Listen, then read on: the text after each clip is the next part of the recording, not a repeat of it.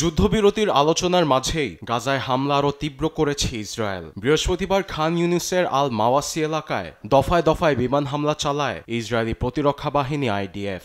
এতে প্রাণ হারান বহু মানুষ। আহতদের ধরাধরি করে চিকিৎসার জন্য নেওয়া হয়। এদিকে গাজায় প্রাণহানি থামাতে যুক্তরাষ্ট্রের প্রস্তাবিত যুদ্ধবিরতির জন্য শর্ত জুড়ে দিয়েছে ফিলিস্তিনের স্বাধীনতাকামী সংগঠন হামাস। নাম প্রকাশে অনিচ্ছুক হামাসের এক উচ্চপদস্থ কর্মকর্তার বরাতে গণমাধ্যম আল জাজিরা বলছে, যুক্তরাষ্ট্রের প্রস্তাবিত যুদ্ধবিরতির জন্য স্থায়ীভাবে যুদ্ধবন্ধের নিশ্চয়তা চায় হামাস, কারণ গাজায় দিন দিন ইসরায়েলি আগ্রাসনে ক্রমেই রক্ত ঝরছে ফিলিস্তিনিদের।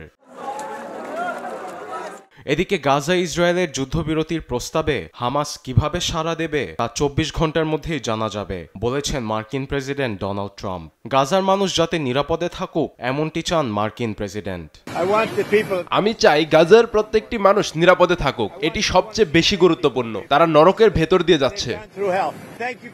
আবার গাজায় ইসরায়েলি সব জিম্মিকে মুক্তির কথা পুনর্ব্যক্ত করেছেন ইসরায়েলি প্রধানমন্ত্রী বেনিয়ামিন নেতানিয়াহু। হামাস কর্তৃক ইসরায়েলে 7 অক্টোবরের হামলার স্থান নির অজ কিবুৎসে ভ্রমণের সময়ে কথা জানান তিনি।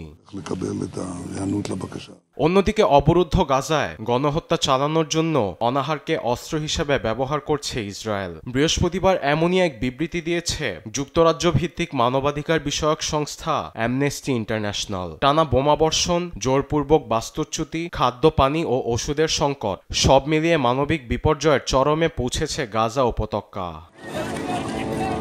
আরবিদ আফসার, নিউজ ডেস্ক, দেশ টিভি।